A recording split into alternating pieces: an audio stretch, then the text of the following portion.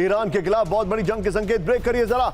पश्चिम Asia में America बढ़ा रहा है सैन्य तैनाती। बड़ी खबर, यूएस एयरफोर्स को कभी भी हमलों का हाई अलर्ट। बड़ी खबर, कुवैत में यूएई का रिफ्यूलिंग टैंकरों की तैनाती। ब्रिटेन के रॉयल यूनाइटेड इंस्टीट्यूट का दावा है। आइए जरा फ्लोर पर, यह बहुत बड़ी खबर मैं आपको दिखा रहा हूं, ये देखिएगा जरा। अमेरिका की बड़ी जंगी तैयारी। पश्चिम एशिया में अमेरिका तेजी से बढ़ा रहा है सैन्य तैनाती। बड़ी खबर, पश्चिम एशिया में यूएस एयरफोर्स के नए स्क्वाड्रन भेजे गए। कुवैत, इजराइल और यूएई में रिफ्यूलिंग टैंकरों की तैनाती हो रही है।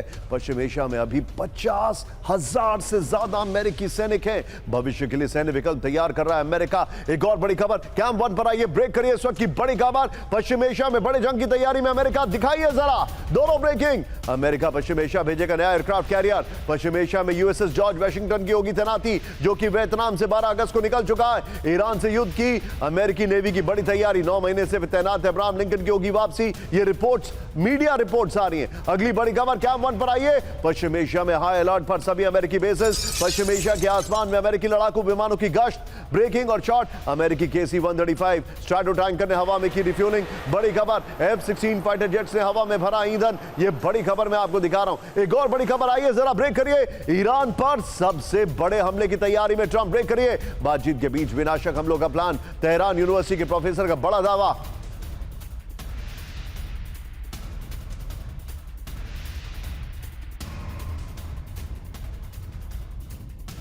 अब ये बड़ी खबर है, इसकी डिटेलिंग फ्लोर पर है, आपके सामने आ रही है। ये देखिए, सुमेरा के पास और डिटेलिंग के लिए मैं जाने वाला हूं आपसे कुछ क्षणों में। डिप्लोमेसी के बीच हमला, ट्रंप का सीक्रेट प्लान। ईरान पर अब तक का सबसे बड़ा हमला करना चाहता है अमेरिका। मध्यस्थों के जरिए हो रही है बातचीत की आड़ में सैन्य तैयारी। तेहरान यूनिवर्सिटी के प्रोफेसर मुस्तफा खोशेम ने यह दावा किया है। होर्मुज में नाकामी छिपाने के लिए हमला करेगा अमेरिका। यह अल जजीरा के हवाले से खबर आ रही है। आई विल प्रेफर कि हमारी टीम यहां पर, यह देखिए एक और बड़ी खबर। ब्रेक करिए जरा, सीधे आइए। अमेरिका ने बनाई ड्रोन वॉरफेयर फोर्स।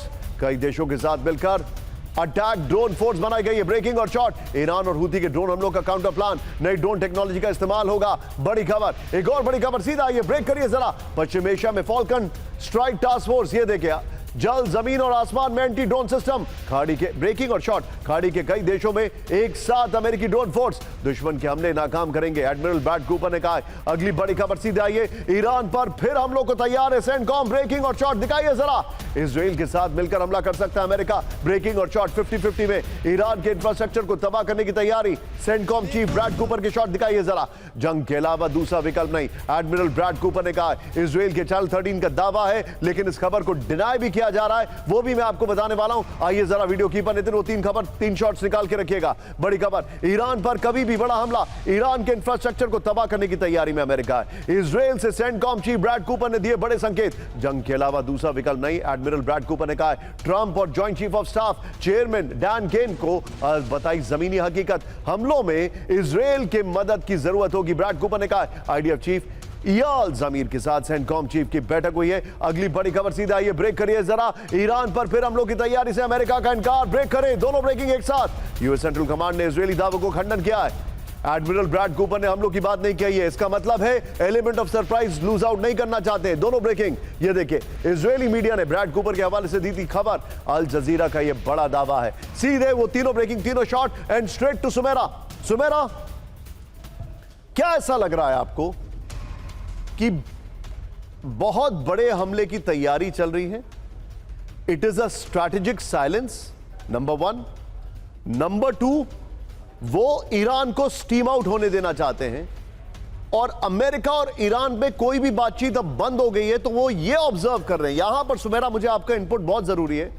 वो ये ऑब्जर्व कर रहे हैं कि ईरान किस तरीके से अपने अलायंसेस मिडिल ईस्ट में कर रहा है, अलग अलग कंट्रीज के साथ, and after which they are going to go and execute their plans. Nishant, देखिए ये ज़रूर है कि अब एक तरह का लल है। मतलब अमेरिका की जो रुख है, जो डोनाल्ड ट्रंप भी हालांकि वो कह रहे हैं कि हम तैयारी करें, और जो हम दिखा भी रहे हैं कि वो तैयारी कर रहे हैं या उनके डिप्लॉयमेंट्स बढ़ रहे हैं, ये सब कुछ हो रहा है। लेकिन जो एक डोनाल्ड ट्रंप एडमिनिस्ट्रेशन से एक और जो बात निकल कर सामने आ रही है, उसमें वो ये कह रहे हैं कि हम इंडेफिनिट समय तक ये ब्लॉकेड रख सकते हैं। वो शायद युद्ध करने की बजाय या सीधे हमले करने करने की बजाय वो आर्थिक दबाव, सैंक्शंस, उस रास्ते पर शायद जाने के बारे में सोच रहे हैं। यानी वो जो ऑफ रैम्प जिसकी हम बात कर रहे हैं, जो उन्हें नहीं मिल रहा है, उसमें शायद ऐसा हो सकता है कि वो ये सोच रहे हैं, क्योंकि वो तमाम हमले कर कर देख चुके हैं, उन हमलों से कुछ हुआ नहीं है, ईरान झुका नहीं है और अग्रेसिव हुआ है, ईरान अपनी डिमांड्स बढ़ा रहा है। और देखिए ये भी है, इसका एक पक्ष ये भी है कि ईरान का जो रुख है, अब जो ईरान समझ रहा है वो ये कि अमेरिका बहुत लंबे समय तक ये कर सकता है, लेकिन ईरान फिर कितने लंबे समय तक इस ब्लॉकेड को, इस आर्थिक पाबंदी को झेलेगा। इस वजह से, और ये एक लंबे समय तक ना टल जाए या एक लॉन्ग ड्रॉन आउट स्थिति ना बन जाए, इस वजह से ईरान अपना जो मोड है उसको और अग्रेसिव कर रहा है।